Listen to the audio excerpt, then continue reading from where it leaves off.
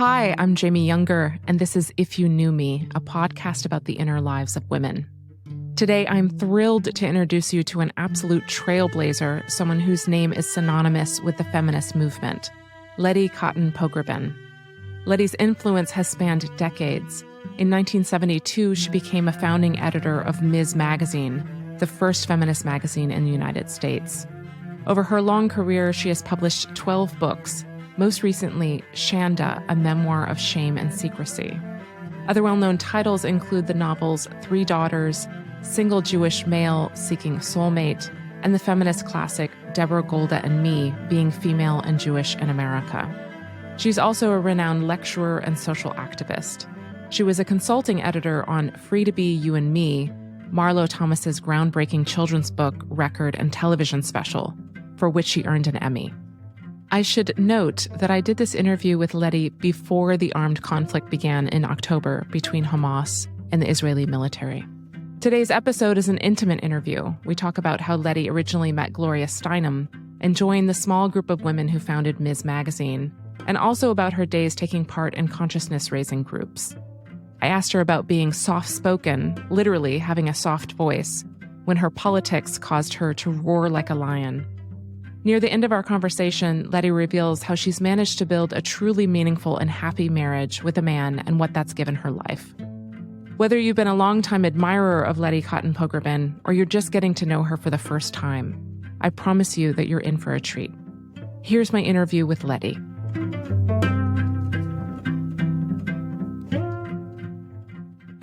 I want to start off, you have had this remarkable life and career as an author, as an activist, one of the founding editors of Ms. Magazine. But in our early conversations together, you shared with me some more inner world stuff that I wanted to start off with because people are used to seeing these very impressive types out in the world. And then that's the thing that sticks. And I actually wanted to start off with something that you shared, which is that you are pretty soft-spoken physically. Yeah. And also were and still are a pretty slender woman, which is sometimes hailed as a good thing in our society. And I was wondering if you could talk about how those two things have sometimes held you back or influenced who you were and how you were able to get along in the world. Yeah, I wrote about this in my book because it's something I had never expressed before, and my book was about shame and secrecy. It's called Shanda, which in Yiddish means shame. And I hadn't realized until I sort of opened a vein and decided to be entirely honest in this book, because I'm 84 years old, if not now, when I realized how much having this little voice had been burdensome to me. I used to be a kid who answered the phone for my family. I was taught to say, this is Bunny. I was Bunny until I was 9. This is Bunny. How can I help you? But after a while, I answered the phone like a regular person, and people would still say, "Is your mother home?" Because the sound of my voice was so childlike. So I could be 17, 18, 19, 30 years old, and people would still say, "May I speak with your mother?" And to be a public speaker and to have opinions about subjects that are complex and deep and political and controversial, it's very hard to talk like Minnie Mouse. People are used to hearing, if they don't hear it, Henry Kissinger in a very Germanic authoritative voice, they're used to hearing a male voice or a very trained woman's authoritative voice. So it's always been a problem for me. I stand up before, 500 people and I sound like this. And I'm going to talk to them about feminism and patriarchy. And I'm going to talk to them about the Middle East, which has been an obsession of mine, peace between Palestinians and Israelis. It's one of my areas of deep concern and a lot of activism over the years. And I used to try to fake it. Oh, how so? What would you do? I would start out by getting myself as deep as I could. Good afternoon. This is Letty Cottin Pogrebin. And before you know it, up the trill it went. And I gave up because it took too much thought and it took me away from my beliefs and my passion and my capacity to express myself. So I kind of let it go. But I remember I was at a meeting with a Black feminist, a wildly eccentric Black feminist named Flo Kennedy. I don't know if you've ever heard of her. She was a lawyer. She was a loud lesbian. And I was at a meeting with her, and we were listening to the speaker, and I asked a question from the audience, and I guess it was a complicated and smart question. And she said from the back of the room in her biggest African-American accent, "Hey, who's the mouse that roared?" Who's the mouse that roared? Speaking of me and my question. And I said to myself, maybe it helps to sound like a mouse and roar. And that sort of was a big turning point for me. It's like after a while, they're sitting there, they've got to listen to me. Or I'm on the air, they're listening to me. Eventually, they're going to get used to this little voice and they're going to hear what I'm saying. And that's how I kind of let it go. But it took a lot of years. And what about being slim? Because so many women strive to be slim, but maybe you're talking about something else. My body type was really, again, another source of great inferiority when I was a kid, because I was so skinny and because I was a child during the Second World War and I was a child in a Jewish immigrant family. It was shameful to be skinny because after all, we're here. We're in the great United States of America, what's called the Golden Land in Yiddish, the Golden Medina. And here we are. And why can't you, meaning my parents, feed your daughter? What's wrong? Do you not cook right? Can't you fatten her up? We're in the land of plenty and you look like you're still in the old country. So I was made to feel kind of ashamed of being thin. And food was always being stuffed at me, and I was kept at the table until I cleaned my plate. And I hated most food. I didn't like food. I've made up for it since, believe me. But it's so weird how in some families I would have been, adored for being thin. But in a Jewish immigrant family where you come from hunger and where everybody's skin and bones and you've just come out of the Holocaust, you see pictures of these, terrible cadaverous people. And I was a little skinny girl. So I didn't grow up feeling good about being skinny.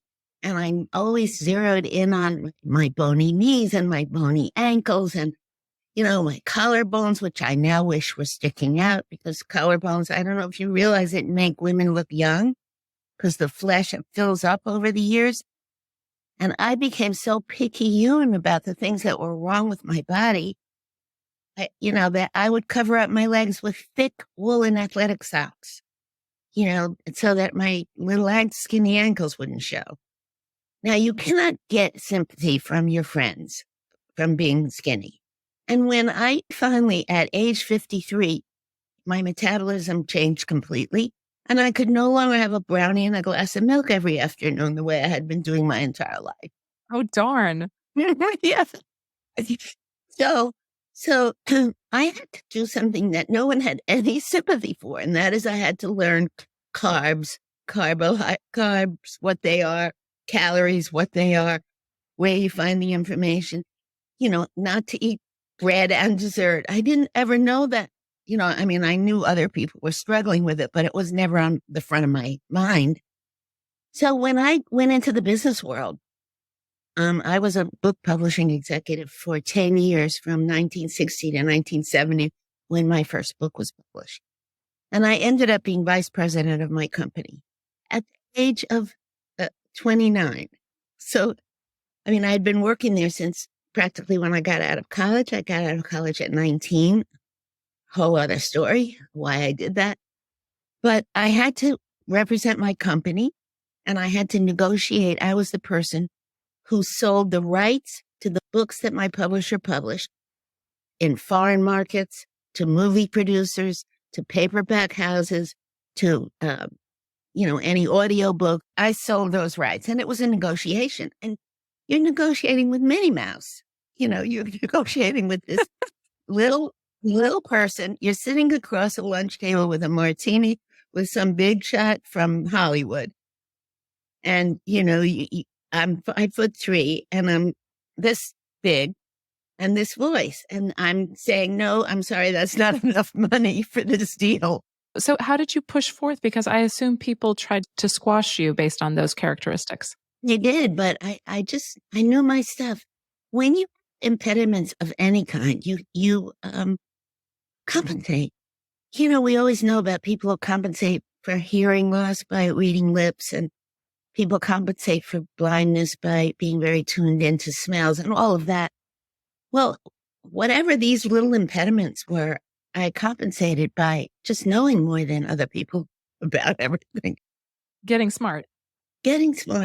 Knowing the answers to all the questions they might ask, having already an answer to the pushback I might get, having comparisons, well, so-and-so paid such and such for this and such, and that they got away with a murder and I'm not letting that happen to my author, that kind of thing. Right. You do your homework. And in the women's movement, same thing. You can just imagine once I got involved in the women's movement, which was 1971, I mean, the pushback you get from men is not pleasant. It's not pleasant. And you have to develop. We used to, at Ms. Magazine, as you mentioned, I was a co-founder of Ms. We had an actual handout within the magazine that you could tear out called How to Argue. And that meant how to argue with your husband when he said, I bring in the money. Why shouldn't you do the dishes and the kids and the laundry? That's your job. And the point is, you do all that so he can go out and make the money, because otherwise he'd be home doing it. If you walked out the door, that would be his problem. So you need to have understanding when he comes home that you're not starting a second whole job when he comes home, doing everything also that you did beyond what you did all day long. I mean, you have to make a clear case when you're doing a revolution, when you're charting change of that magnitude. Just the argument about using your own name or using Ms. instead of Miss or Mrs. Why in the world do we have to advertise whether we're married or not in the business context? Dear Miss such and such, dear Mrs., what does that got to do with anything? When we say dear Mr. in a letter, it doesn't tell me you're married or you're not married. So why is that central to my identity, my marital status? It's irrelevant. You need those arguments. You need to clarify. You can't just say, we don't want to be called Miss or Mrs. anymore. Boom. So it's the ability to back up what you believe, no matter what you sound like, no matter what the timbre of your voice. I am 84. I don't look 84. You can imagine what I looked like when I was in my 20s. I really looked like 16 until I was about 36. I had those genes. Nothing I ever did. I was carded. You know what? Do you use that word? Yeah, we still use that word. Yeah, of course. I was carded when I was 42. I was out to dinner with my own children. And I was carded. And you said, these are my kids. I had teenage kids at that point. And they said, I'm sorry, we've heard that scam before. So Letty, let's jump back. So you were working in a publishing house, working on these deals and these negotiations for licensing from basically 1960 to 1970, 71. Tell me the story of how you came to co-found Ms. Magazine, which was the first feminist magazine in the United States. Huge, huge moment. Did it feel like a huge moment? It felt like the huge moment that might be a fizzle. We had very big plans. Well, first I'll lead up to it personally. I mean, how I got involved. But I should also say that yesterday, and I don't know when this will air or post, yesterday, the front page of the New York Times Book Review is a review of 50 Years of Ms., which is a new book. I'm not there anymore. We sold out the magazine to the Feminist Majority Foundation, which is in California. But I still love it. I still read it. I believe in it. It's evolved into a different kind of magazine. But going way back. So after my 10 years in publishing, and I wasn't just the director of subsidiary rights, which I just described to you. I was also the director of promotion, publicity, and advertising. So I had done 4 departments. I had knowledge of 4 different departments. And that gave me an opportunity all during those 10 years to travel with my authors to spend time with my authors, go taking them to the Tonight Show and the Today Show and the Merv Griffin Show and all the afternoon shows that used to be on TV that aren't anymore, and all the radio talk shows that aren't on anymore. But in those days, it was a very lively media market because there was no internet. That was the entertainment. And I had authors who were extremely famous and fun. Helen Gurley Brown, author of Sex and the Single Girl. I mean, that was a blast because we were going around the country. In 1962, I think her book was published, when sex and single did not occur in the same word, in the same sentence.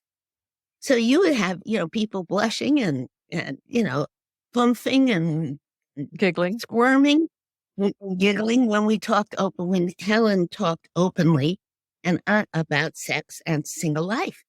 And I had rehearsed her for this because she, believe it or not, people may not remember her now, but she was quite a mousy. She called herself a mouse burger. So if I had a Minnie Mouse voice, she was that personality. She was very kind of closed and shy. I gave her media training. So we got very close. And that kind of a friendship really fueled me, that somebody who became a mega bestseller, and they made a movie about Sex and the Single Girl. And she founded the current version of Cosmopolitan magazine with all the sexy women on the cover. So that someone like Helen was a good friend. And then I had Groucho Marx and Harpo Marx from the Marx Brothers as my authors. And then I had President Harry Truman and King Hussein of Jordan and Art Linkletter, who did a wonderful TV show called Kids Say the Darndest Things, and was kind of like, the Phil Donahue of the era. Having these authors made a man who publishes books, the publisher of Bantam Books, take me to lunch and say, we want you to write a book. You? Yeah, me. I always wanted to be a writer, but I had to support myself. Nobody was supporting me, and I had to work for a living. And he said, well, we'll give you so-and-so thousands of dollars. Here's the contract. The book is going to be called How to Make It in a Man's World. And it's going to be all about your career and all the famous people that you've shepherded around that have become your friends and that you help them build their bestsellers. And so I sat down, and I didn't laugh. They say, they laughed when you sat down to play the piano, or they laughed. I didn't laugh. I said, this can get me out of 9-to-5 work. I want to be a writer. So I wrote the book. I wrote all about my adventures with my authors. And I toured the country. How did that feel? How did that feel to finally be the author? It felt like the best possible flip of fate in the world. Because I had been, coddling and arranging other people's lives. And now someone was helping me become an established author. And I was published in hardcover by Doubleday and in paperback by this Bantam Books, the people who asked me in the first place. It's called a reverse contract because I was under contract to the paperback publisher, but they went to contract with the hardcover publisher. So I had 2 rounds, 1 year of 22 cities, and the next year, the same thing all over again. And I learned to talk about books instead of tell my authors how to talk about their book. I learned how to, relate to booksellers. Stop in at a bookstore and say, I'm Letty Cottin Pogrebin, and my new book is so-and-so, and I wonder if you wouldn't mind putting it in the window, And at that point, maybe being little and having a small voice didn't hurt. Yeah, maybe that worked. That worked. So the whole thing is leading up to how did Ms. start, okay? Yeah.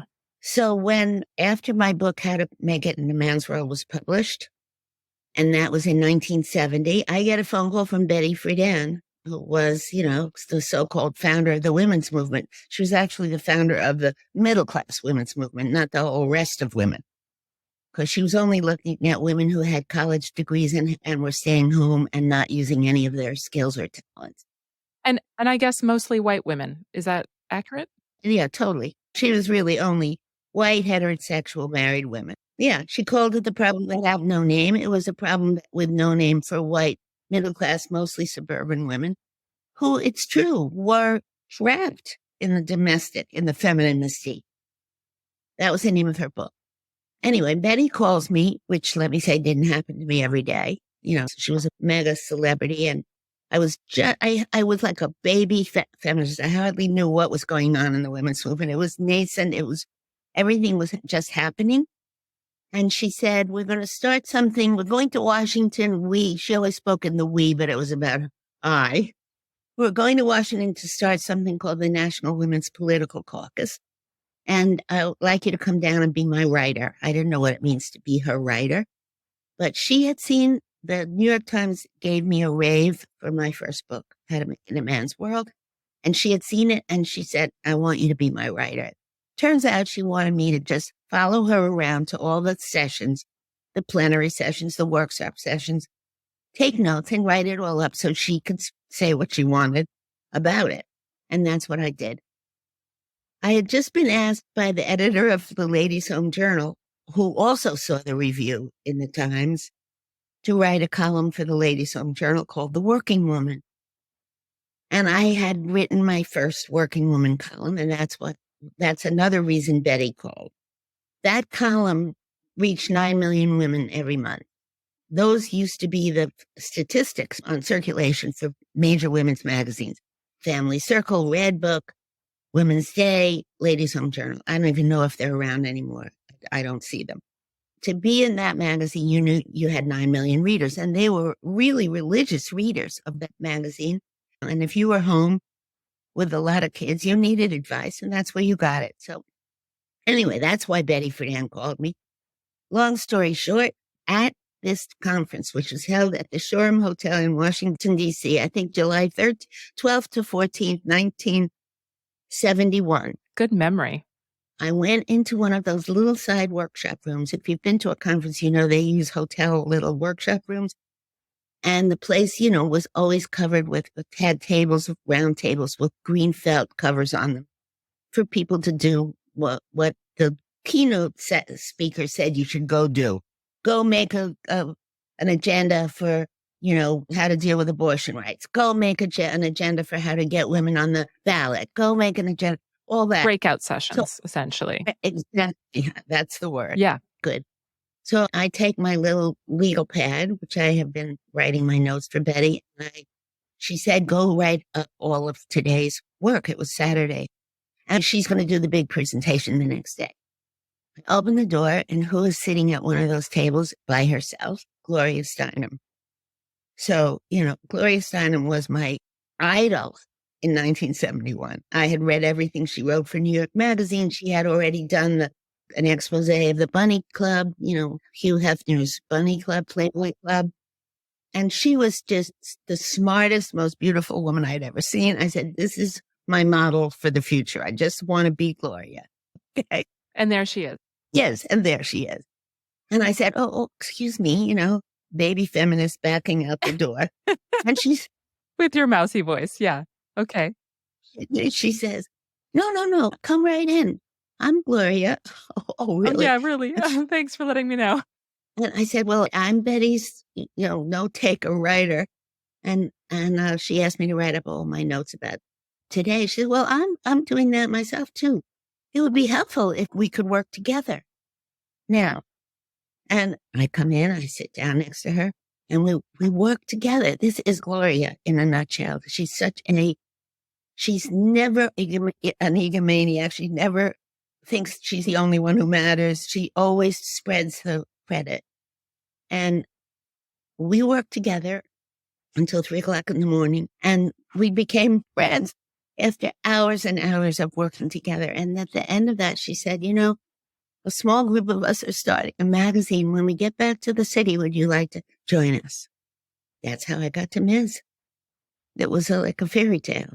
The next thing you know, I'm a co-founder of Ms. Magazine. But you had done your work. You had done so much work before that, if you give yourself credit, right? If I look at it, I came to the table with a lot. I came with 13 years of publishing experience. Books and magazines are not exactly the same, but they all work on deadlines and they were on paper and all of that. And they involve personalities and they involve writers. So I knew that. But I also knew enough about feminism at that point because I was writing this column and I had to write about women who worked, who weren't necessarily Betty Friedan's women. They weren't, because women had not gone into the workforce in the 1960s. So by the time I'm writing this column, I'm writing about, working class women who had always been in the workforce. And I'm opening people's eyes to, all these occupations that women didn't even know existed. So I did come to the table with that. And one more thing. At that point, I had 3 children and a marriage. In 1971, when I met Gloria, my daughters were 6 and my son was 3. And my husband, we'll get into my husband later, but my husband became a feminist when I did, which was right then. I had to start writing this column and I had to speak about my book. My book was not a feminist book. It was, here's what I did in my career. And it did not say, this is not something that happens to most women. You don't work with the Marx Brothers if you're on the Ford assembly line. You don't work with the Marx Brothers if you're cleaning toilets as a janitor in a school, or you're doing daycare for other people's children. That's not my career. I never dealt with it. I was simply blinded. My assignment was write about how to make it a man's world, meaning you, me. So I got attacked. My editor warned me, my book editor at Doubleday said, there is this thing called women's lib. I said, yeah, I don't really know much about it. And she said, well, I suggest that you read a lot about it because you're going to be attacked for it, because we've been attacked for publishing you, because your book is, completely ignorant of what the movement is working for, which this movement that's happening is not trying to free women to be executives. It's just trying to get us equal pay, for God's sake, or working conditions, or to be able to work when we're pregnant. And here you're talking about how, one of the things I did say in my book was, speaking of my weaknesses and smallness, I said it was not a small accident that I worked till my 9th month and I got my best deals done when I was pregnant. Why was that? Because, in the book publishing business, men could not say no to a pregnant woman. And you used it, I guess. I took up a lot of space at these martini lunches. I was pregnant with twins. I was like up to here and out to there. And I'm still the same person, talking and knowing the same stuff, but I'm sitting there with this belly. No, pregnant women were not even supposed to be walking around in public in the 1960s. In 1965, there was no such thing as a pregnant dress that clung to your belly. God, no. That would have been, as we say, a shanda. That would have been a shame. A disgrace. A disgrace. You wore a tent. I looked like, if you ever saw the Little King cartoon where his body starts under his chin and goes straight out, and he's got a crown on his head, that's how I looked. I had this long blonde hair, and my pregnancy dress started high neck, straight out. I was like a lampshade walking. I love the image, Letty. So how did you flip from being kind of, really not in the know and not particularly caring to getting up to speed, let's say? I mean, why did Gloria decide that, you were a good match if you weren't? Were you halfway there by the time you guys met? I was a quarter of the way there because I had to do research for the column. Doing the research for the column just woke me right up. I mean, when they say woke, they mean you suddenly notice the rest of the world. You suddenly notice you are not the center of the universe. That's what woke means. That's why the right wing is hitting us so heavily, because they don't want everybody woke. So they ridicule it. But once I woke, and my editor at the same time, don't forget, I'm still touring for my own book when I meet Gloria. I'm still going around the country. I still have, lectures in which I have to say to people, and I was reading so much about feminism at that point. I was reading the basic stuff that was published in people's garages on a mimeograph machine where you had to turn it like that and your fingers got purple. And you printed, 12 at a time, and you'd stapled them and you handed them out in the neighborhood. You left them in piles in the supermarket. Wherever women were, you put these, they were called position papers. They were really explication of feminist theory. For example, the politics of housework. Which we're still dealing with, right? Yeah, which we're still dealing with. Exactly. The myth of the vaginal orgasm. That was a biggie, as you might imagine. I mean, here feminists are telling women, you don't have to fake it. There's such a thing as a clitoris. And if your husband or partner is not paying attention to that little tiny button and you feel, what's all the fuss about? I better fake it. You do it like they do it in the movies. You don't have to do that anymore. Because we who are writing the myth of the vaginal orgasm are going to tell you how to do it. And then Betty Dodson, who was the guru of masturbation, meanwhile was running things called body shops, like auto body shops. These were women's body shops where she would teach women how to masturbate. Women who were 60 years old showing up and say, I never had an orgasm. I faked them all. And she would put them down on a nice soft bed of pillows and guide them, and give them a vibrator and sex toys and teach women how to give themselves pleasure. So give themselves pleasure because so many women weren't getting it. Their husbands might have been willing, but they didn't know how to guide them even. And it was at that point that the second Masters and Johnson report came out that really quantified how few women were having orgasms, because physiologically it's hard to have a vaginal orgasm unless you build a certain way, and a minority of women can. And since I was in a consciousness raising group for 7 years, small groups gathering, we gathered every Tuesday night for 7 years, except in the summertime when people were off in different directions, in each other's houses. And we had a topic for the evening, and it was a completely private, protected space. Nobody was ever going to tell what happened in that group. That was it. That was the quid pro quo. And you shared your deepest, darkest, most wonderful or most horrible experiences. You might have one session on how I feel about my boss, or how I feel about, I'm a shopaholic. How do few people feel about shopping? Is anyone else a shopaholic?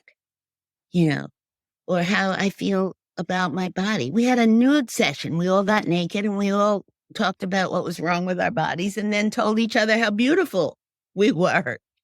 In one of those sessions, God, I'll never forget it. This was a session in someone's back garden, which was completely protected.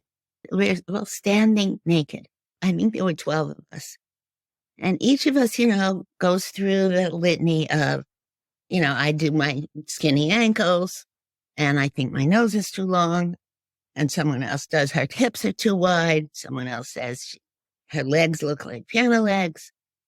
Everyone goes around. And then we get to this one woman who was a TV producer. She looked like probably everyone in Denmark. Blonde, blue-eyed, beautiful skin, tall, perfect proportion. She looked Danish. She's gorgeous, beautiful in every possible way. And we said to ourselves, we said out loud, okay. Her name was Anna. You're going to make a fool of yourself if you say there's anything wrong with you. There's nothing wrong with you. We're all saying to her, it's her turn. And she said, oh no. And we said, what's wrong with your body? And she said, my nares. We said, what the fuck are nares? And it turns out that they are your nasal openings. And she goes like this to us and says, look how huge they are. You can look up my nose. If you notice, I always talk like this. And indeed, we did notice then. She always bent forward. Or she would talk like this. Covering herself. Suddenly we noticed that was her. Exactly. We've known her for years and we never noticed that. This magnificent goddess is carrying around a secret self-loathing that nobody in the world is noticing. But she thinks everyone will look at her and they'll see up her nasals. Believe me, you couldn't. You'd have to be lying down under her. But that didn't matter. It mattered what she thought of herself. Yeah, that taught us all so much. Imagine what that taught us. Did it change the way you felt about your own body? Definitely. Totally. I still see my nose as long, but I make up my eyes now. I did so that you look more at my eyes. because I have green eyes. They're pretty nice eyes. I focus on that. And I don't imagine people are staring at my nose, which, who cares? Who's really looking at me and saying, oh my God, her nose is long? I doubt it, So why waste the energy? There's a great little girl on Instagram. Look her up. Little girl explorer, messy hair. You just will love her. She says to her mom, I don't care if I have messy hair. What I care about is love and who's suffering and how to make the world better or something like that. She's like 5 years old and she sticks her hat on and it's explorer hat. And her mom says, I see you saying that hair is not important because you're an explorer. She says, yes. And I've got to go now. I have things to do. This 5-year-old. And I say, I do a newsletter and I say in my newsletter, this is our future unless the right wing wins in 2024. This girl is the woman we need in the world, but she may be squashed if the Trumpeteers win. I don't know if you're going to cut that out. I don't think I'm going to cut it out. I want to turn our attention to something that is, I think a lot of people have a lot of interest in, at least I do, which is how you have been able to create and maintain a loving and strong relationship with your partner. So you have a husband and you're married and you have 3 children and 6 grandchildren, and you're about to celebrate 60 years of marriage soon. Talk to me about how you created what you called, in your words, a blissful marriage. It's always very hard for me to talk about this marriage. First of all, I cry about it because my husband is ill, has Parkinson's. And so I've become very weepy about marriage. I always say he was the wind beneath my wings. I flew very high in this life. In terms of what I wanted, I did exactly what I wanted. But my wings would have collapsed if I didn't have the incredible security of this love. Yeah. Paint us a picture. I'll paint you a picture. My success is his success. My happiness is his. He never had a moment of competition, and I'm the public person. My husband was a very successful labor and employment relations lawyer. He had interesting cases. He had big cases. He had cases that were in the newspaper. He represented the New York City school system, which is 1 million students and I don't know how many teachers, and the negotiations that always ended up on the front page of the New York Times when their deals were settled. So he wasn't a, shy violet at all. But he never felt that. The way he puts it is, I never felt I was on a seesaw where when you're up, I'm down. When you're up, it brings me up. We're a team. We're a unit. Your happiness is always going to kind of reflect on me and affect me. Because a happy woman is a great partner, An angry woman, a frustrated woman becomes a bitch. How can you help it? How can you help it? And then whoever it is you're with comes home and the first thing that they say that sets you off, you're immediately in the doldrums, and then that metastasizes, as it were. So there was never that. There was never, I would emasculate him. People used to say, how does it feel to be the husband of Letty? This big feminist. Yeah, this big feminist. Like, number one, does she, cut your balls off, to be a little bit graphic about it? No, he says, actually, I really love listening to her. She's very interesting. And, she keeps things kind of hopping, and she brings interesting people into the house. And she goes places and comes back and tells me fun stories. What's not to like here? Well, what about dinner? He said, well, she used to serve me dinner, but that was before we became feminists. Wow. And now she cooks, I clean. It's so simple. Everything is simple once you really say it isn't fair for one person to shoulder all of this kind of stuff and that stuff. Same thing like If the car has to be taken in for servicing, the guy takes the car in for servicing and talks with the mechanic about, the carburetor. I take the car in if he's busy. And I sit and listen to what's wrong with the carburetor. And then I come back and explain why it's going to cost us $600 or something. What is the big deal? Why is masculinity so dependent on inferiority of the other? Why is there always have to be a hierarchy? I mean, there may be a hierarchy. For example, I love to make the house beautiful. My husband could not do a flower arrangement. I know the vase that should be with it, and I know the colors that go together. But he'll come in and say, what a beautiful flower arrangement, I mean, that's enough for me. I'm not going to sit around and say, why do I have to do all the flower arranging? The same with like making the bed. We had a rule, the last one out of the bed makes it. Okay. That means I have to put up with a lumpy bed when I look at the way it's made. I have to put up with a lumpy bed because he had to make hospital corners when he was in the Army, but he does not remember the lesson. So the bed ends up with one pillow under the whole thing sticking out of the bedspread, the quilt. It may be laughable, but it's his. He did it. And I have to accept imperfection because I want equality. I have to accept that when he thinks the sink is clean, it's got a piece of carrot in the drain. And in my way, I say, honey, you left a piece of carrot. But the third time I don't, because it's not worth it. I just dumped a piece of carrot because he's done the job. He did it. I don't have to use the Comet and do the sponge he did it as best he could. And I'm not going to keep pointing out that there's a piece of celery or a piece of carrot in a little drain basket. But these are the small things. What about the big things? Did you ever have major, I don't know, other major things that came up? No. That's the good luck part. That's the part I say I can't be helpful because I just got a guy who I agree with politically. We both came from left-wing households. We both have this exact same politics. We react the same way to what's happening in the world. And we have since, whoever it was in 1963, I'm not even remembering, Kennedy.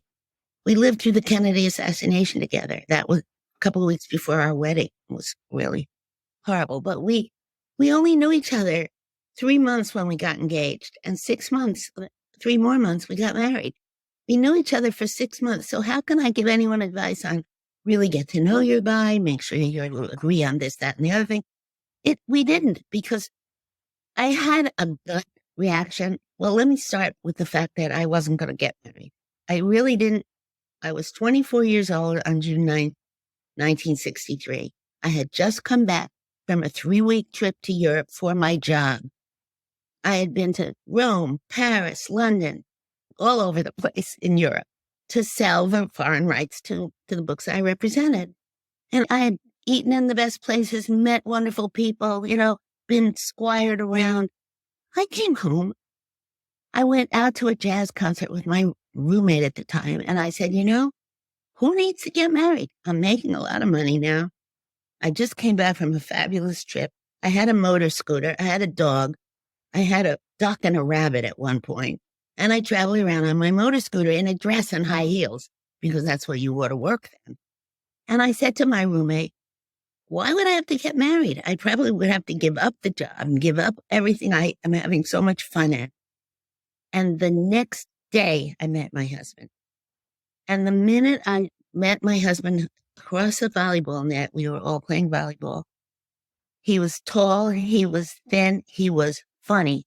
He had me laughing so hard, I really thought I would have to go into the ocean to pee because it was nonstop. He made everybody laugh. He made everybody feel good. And afterwards, I kind of sidled up to him. And I really was the pursuer.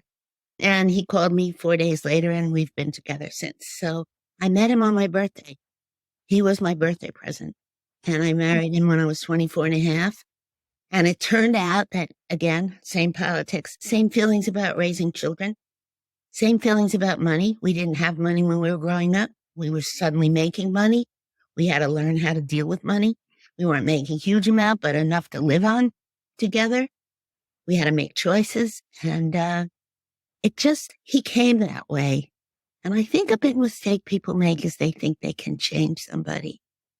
If you see a big thing about somebody you're with that rubs you the wrong way, but you love everything else about him or her, don't go there, because that big thing that annoys you in the early stages is going to be humongous.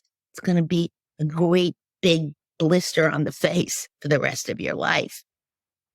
And it will make for tremendous conflict. If it's characterological, if it's a personality thing. I had a lot of signs. I believe in signs. I'm so superstitious that when my husband turned out he was a member of the same fraternity my father was. My father was a lawyer. My husband is a lawyer. He smoked Lucky Strikes. My father smoked Lucky Strikes. These were all signs from God that I had to pay attention, even though I didn't want to get married. So I'm curious, in closing, if you've been shown any signs since your husband has been diagnosed with Parkinson's as to what's to come or how to deal with this moment. Because I'm so old and everyone around me who is my age is having that problem or another problem, and mostly it's the men. So if you're going to grow old together, you had better be deeply in love, because the women I know who resent what they have to do to help their husbands are women who never were really that happy with their husbands to begin with. And now, they feel awful that they just are not going with it in a loving way. For me, making my husband happy and finding things that we can still do together and what made the two of us happy together, and, the extent of his abilities and really running with it so that his life is full. We have a place up in the Berkshires in Massachusetts, and we went to every Tanglewood concert, even though we had to have a wheelchair meet us at the car in the parking lot, but they provide that service. And I said, no matter what it takes, honey, don't be at all embarrassed about being in the wheelchair. We're surrounded by old people. Up here, there's a lot of old people who love culture. So they're on walkers and they're in wheelchairs, and they're also young people, with cut-off jeans and, smoking vapes and all that stuff. He has a lot of dignity. So once he was able to adjust to the indignity of disability in this culture, people make judgments about like the whole rest of you is also messed up because you're in a wheelchair. I have to tell most people that. I think that the Americans with Disabilities Act has saved us, because there used to be curbstones and there used to be, things too high up to reach and all of that. We were able to go to the theater and to concerts and have dinner parties and go to people's dinner parties. He still has a positive attitude. He's still optimistic about life, and we're going to take it as long as we can. As long as we're going to live it fully. Letty, thank you for this beautiful, uplifting conversation. I hope so. I hate to end with illness. Well, you ended with love. Yeah. Thank you. Thank you, Jamie.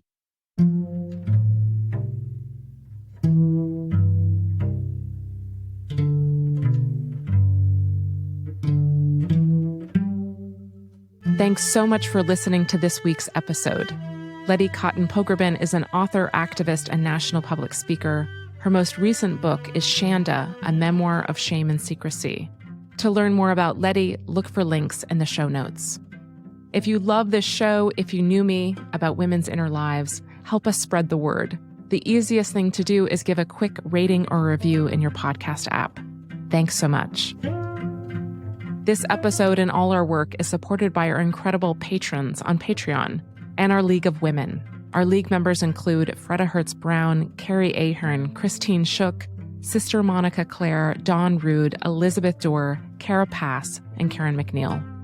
This podcast is produced by me, Jamie Younger, and my husband, Pete Herkmans.